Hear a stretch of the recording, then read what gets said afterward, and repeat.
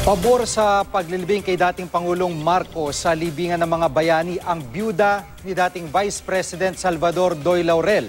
Isa si Laurel sa mga kritiko ng rehimeng Marcos. Siya dapat ang tatakbo bilang Pangulo sa special elections noong 1986 pero nagbigay daan siya para kay dating Pangulong Corazon Aquino. Ang paglilibing kay Marcos nataon pa sa ika-88 kaarawan ni Laurel.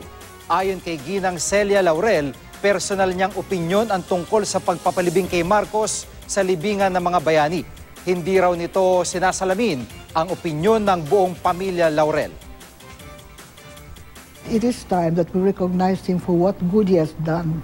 In life, we must not dwell on what wrong a person has done, but maybe what he has done for the country will outweigh what wrong they think he has done.